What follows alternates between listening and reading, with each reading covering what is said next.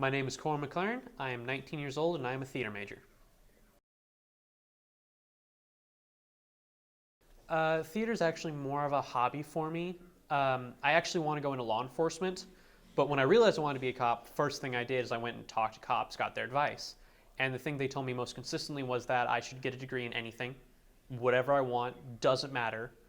But if I do anything law enforcement, it'll put me on an administrative track, which is not what I want.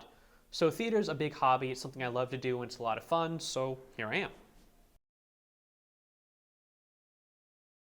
After graduation, I want to go to the police academy. I'm hoping that I can get a process you can do is you can actually get a city to hire you as an officer before you go to the police academy. They will then put you on salary and send you to and pay to send you to the police academy as long as you work for them once you graduate. So that's my hopefully that will happen. I am not sure which city yet, although I don't want to go too far. Eventually, I'd like to reach detective.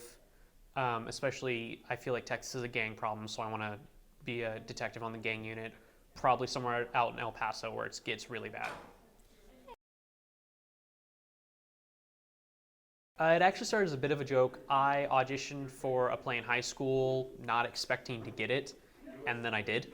So I kept going with it, and now I do plays and shows and all kind of fun stuff, and I just love doing it. My all-time favorite show would probably be the musical Catch Me If You Can. It's a really good Broadway show. Not as many people know it, but I love it. My big thing is stunt work and stage combat, meaning I will write and perform sword fights, fist fights.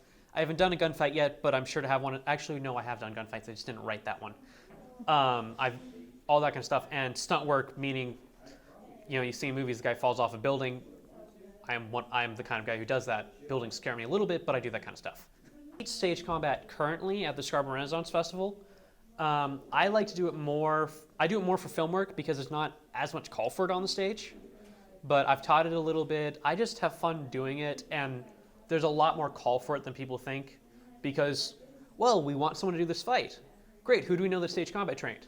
Oh, no one.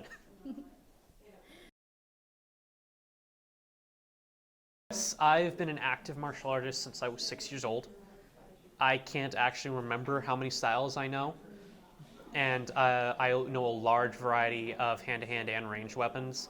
Just it's another big hobby of mine of finding things and learning them, and it's nice to know I can defend myself and defend others. But yeah, that's a big thing for me.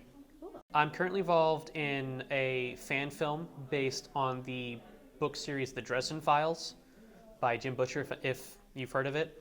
And he's actually, the author, Jim Butcher, has read the script and has approved it and has said it's going to be a story within the universe. He's declared it.